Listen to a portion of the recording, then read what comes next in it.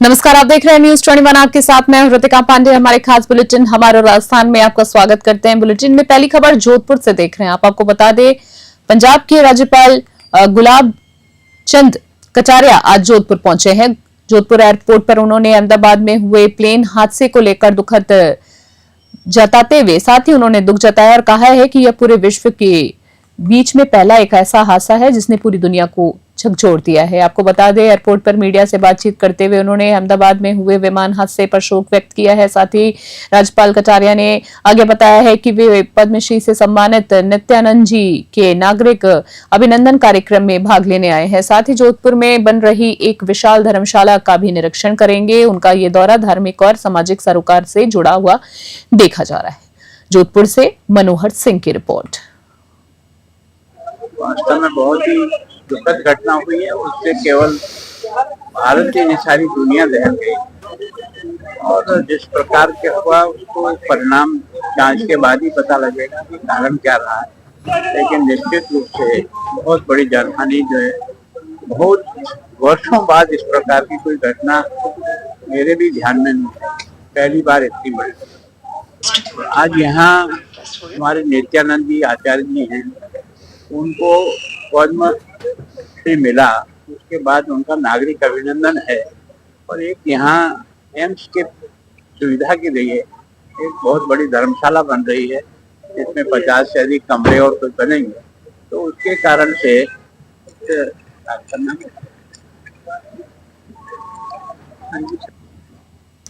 तारानगर से खबर देख रहे हैं, जहां एमएसजी डेरा सच्चा सौदा एवं मानवता भलाई केंद्र में ब्लॉक स्तरीय नाम चर्चा का भव्य आयोजन हुआ है। कार्यक्रम की शुरुआत धन धन सतकरू तेरा ही आसरा के जय घोष के साथ हुई है। इसके बाद कविराज भाइयों ने एक से बढ़कर एक प्रेरणादायक भजनों की प्रस्तुति दी है, जिससे संगत भाव विभोर हो उठी है। इस अवसर पर सेवादार दीपाराम इंसा ने सत्संग और नाम चर्चा के महत्व पर प्रकाश डाला। उन्होंने कहा है कि सत्संग में आने से बना बनाया सिमरन बनता है, जिसमें आध्यात्मिक उन्नति होती है। वहीं एमएसजी आईटी विंग के जिला मेंबर ब्रिजलाल इंसा ने आईटी विंग की सेवाओं की जानकारी दी है। कार्यक्रम का संचालन प्रेमी जगदीश इंसा ने किया है। तारानगर से बुधराम वर्मा की रिपोर्ट।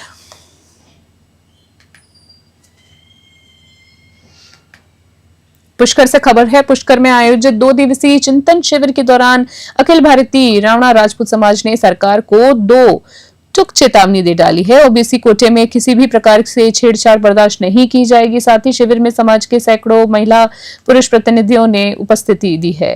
राष्ट्रीय अध्यक्ष ईश्वर सिंह ने कहा है कि सरकार यदि रावणा राजपूत समाज के हक और आरक्षण को कमजोर करने की कोशिश करती है तो समाज उग्र आंदोलन से पीछे नहीं हटेगा। वरिष्ठ नेता गजेंद्र सिंह सांखला ने स्पष्ट किया है कि समाज की चुप्पी को सरकार कमजोरी न समझे। वहीं जिला अध्यक्ष रणवीर सिंह ने कहा है कि ओबीसी कोटा समाज और संवैधानिक अधिकार है, जिसे किसी भी कीमत पर छीनना नहीं दिया जाएगा। पुष्कर से सीताराम गहलोत की रिपोर्ट। आज 2 दिन से रावणा राजपूत समाज का चिंतन शिविर पुष्कर के अंदर आयोजित हो रहा है और जिसमें मुख्य जो मांग हमारी है, जो सरकार ने एक आयोग बनाया है जो ओबीसी का, और जिसमें ये करने की कोशिश की है कि जो हमारी मूल ओबीसी है उनको इन्होंने समाप्त करने की पूरी कोशिश की है। तो इसका हम पुरजोर विरोध करते हैं। अगर सरकार ने अगर हमारी बात को नहीं माना तो आगामी जो चुनाव आ रहे थे, पंचायती राज के हो, चाहे नगर पालिका के हो, चाहे अन्य कोई चुनाव हो, तो उसमें हमारी समाज और मूल ओबीसी को साथ में लेकर पूरी सरकार को जवाब देगी और सरकार को इस पर पुनर्विचार करना चाहिए। आज की जगह बैठक रखी गई पुष्कर के अंदर 14 और 15 तारीख को 2 दिवसीय रावणा राजपूत समाज का प्रदेश स्तरीय चिंतन मंथन शिविर आयोजित किया गया। उस शिविर के अंदर समाज को एकात्मकता के लिए, समाज को एकजुट करने के लिए, समाज के संगठन को मजबूत करने के लिए चर्चाएं हुई। उसमें जो बात निकल करके सबसे बड़ी आई वो ये कि राजस्थान सरकार के द्वारा 9 जून को एक पत्र जारी किया गया और उस पत्र के द्वारा अन्य पिछड़ा वर्ग का राजनीतिक क्षेत्र के अंदर जो हस्तक्षेप है, राजनीतिक क्षेत्र जो प्रतिनिधित्व है, उस प्रतिनिधित्व को रीसफलिंग करने के लिए एक आयोग का गठन किया गया है। रावणा राजपूत समाज 2 दिन की परिचर्चा के अंदर इस बात के निर्णय पर पहुंचा है कि राजस्थान सरकार का ये कदम, ये गठन अलोकतांत्रिक है। रावणा राजपूत समाज इसका विरोध करता है।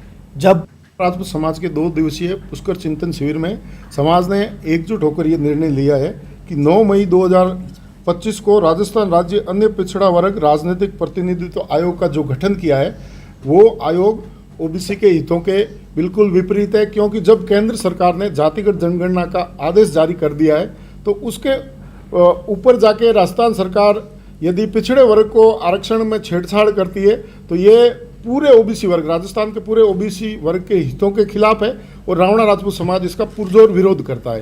कारण क्या है कि कोई भी जनगणना के बिना आप किसी का प्रतिनिधित्व निर्धारित नहीं करते, और जब सेंट्रल की सरकार जनगणना करा रही है तो आपको नहीं करना चाहिए। सुप्रीम कोर्ट और हाईकोर्ट ने भी कई बार।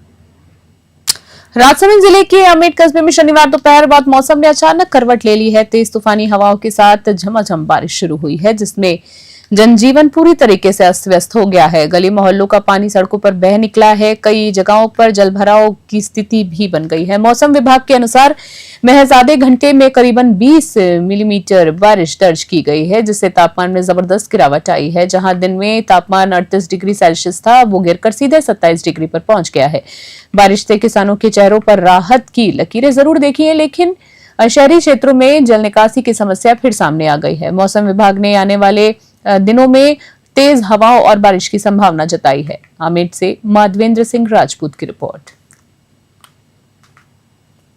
नारायणपुर से खबर आ रही है, जहां कोटपुतली बहरोड जिले के नारायणपुर उपखंड की ग्राम पंचायत चांदपुरी में नरेगा के तहत चल रहे जोड़ा खुदाई और पाल निर्माण कार्यों का निरीक्षण किया गया। इस दौरान कई गणमान्य लोग उपस्थित रहे। वहीं खंड मुख्य चिकित्सालय थाना गाजी से एएओ कैलाश चंद्र सैनी और पंचायत से कनिष्ठ सहायक कैलाश चंद्र स्वामी भी मौके पर पहुंचे हैं। तेज गर्मी को देखते हुए मौके पर श्रमिकों को ठंडा शरबत पिलाया गया, जिससे उन्हें कुछ राहत तो मिली। आपको बता दें, उन्होंने बताया है कि पंचायत में राज्य सरकार की महती योजना वंदे गंगा जल संरक्षण अभियान के अंतर्गत अनेक कार्यक्रम संचालित हो रहे हैं। उन्होंने बताया है कि एक पेड़ मां के नाम अभियान के तहत पंचायत ने 2000 पौधे लगाने का लक्ष्य रखा है। साथ ही 3000 पौधों की नर्सरी भी विकसित की जा रही है, ताकि हरियाली और पर्यावरण संरक्षण को बढ़ावा मिल सके। नारायणपुर से भारत शर्मा की रिपोर्ट।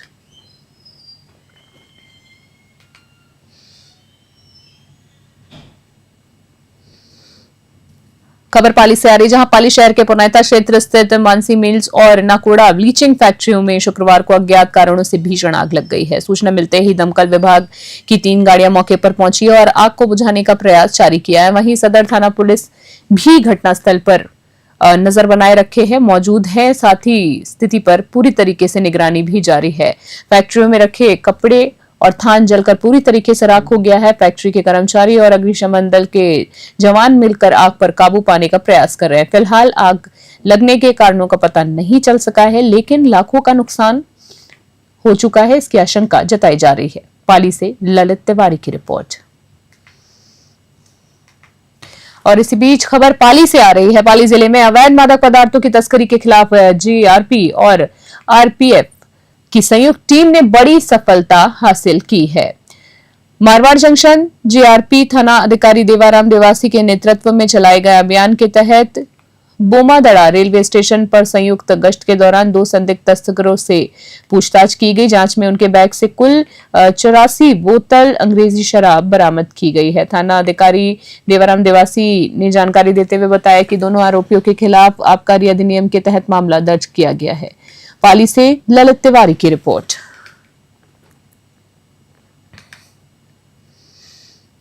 Yes sir. जीआरपी के उच्च अधिकारियों के आदेशानुसार ट्रेनों में मादक पदार्थों की रोकथाम हेतु दिनांक 14/6/25 को आरपीएफ और जीआरपी की संयुक्त गश्त रेलवे स्टेशन बोमादड़ा पर की जा रही थी। गश्त के दौरान मुखबिर की इत्तला पर रेलवे से बोमादड़ा के प्लेटफॉर्म पर 2 व्यक्ति 5 बैग रखे हुए संदिग्ध अवस्था में नजर आए, जिस पर मुलाजमानों ने, जिसमें आरपीएफ के वो जीआरपी के सभी ने जाकर उनको नाम पता पूछा तो घबराने लगे और नाम पता में दो शख्स जिन्होंने अपना नाम। भिवाड़ी से खबर आ रही, रविवार को रेवाड़ी के राव तलाराम स्टेडियम में आयोजित धन्यवाद रैली में हरियाणा के मुख्यमंत्री नायब सिंह सैनी ने क्षेत्र के लिए कई विकास परियोजनाओं की घोषणा की है। सीएम ने यहां 288 करोड़ की 15 परियोजनाओं का शिलान्यास और उद्घाटन किया। इससे पहले उन्होंने रेवाड़ी जेल का उद्घाटन किया था। इस दौरान मंच से केंद्रीय मंत्री राव इंद्रजीत ने स्पष्ट शब्दों में सांसद बाबा बालकनाथ को चेताया था कि अगर हमने बांध बनाया तो आपकी दखल अंदाजी बर्दाश्त नहीं करेंगे। भिवाड़ी निवासियों ने पानी की निकासी को लेकर समाधान की जो उम्मीद लगा रखी थी, वो उम्मीद इस बयान के बाद खत्म होती हुई भी नजर आ रही है। ऐसे में बड़ा सवाल है कि आखिर अब क्या होगा, कैसे होगा भिवाड़ी में पानी निकासी का समाधान। इस बयान के बाद आमजन में चर्चा जोरों पर है। भिवाड़ी से हेमंत जैमन की रिपोर्ट।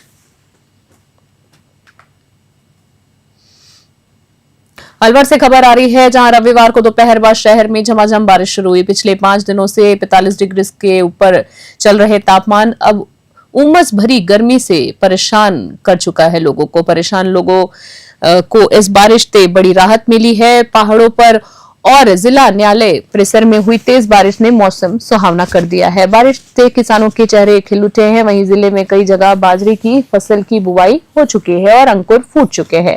इन फसलों के लिए ये बारिश अमृत समान जो है वो साबित हो रही है। जहां अभी तक बारिश की कमी के कारण बुआई नहीं हो पाई थी, वहां अब किसान बुआई कर सकते हैं। वहीं आज की बारिश की अगर बात करें, बाद अलवर शहर के सड़कों पर जगह जगह पानी देखने को मिला है। इससे पहली बारिश का आवागमन माना जा रहा है। वहीं अलवर निगम के कार्यों की पोल भी खोल चुका है। अलवर से हेमंत जैमन की रिपोर्ट। अभी के हमारे खास बुलेटिन में फिलहाल के लिए इतना ही। इसी तरह की ताजा तमाम अपडेट्स के लिए देखते रहो और बने रहे हमारे साथ। नमस्कार।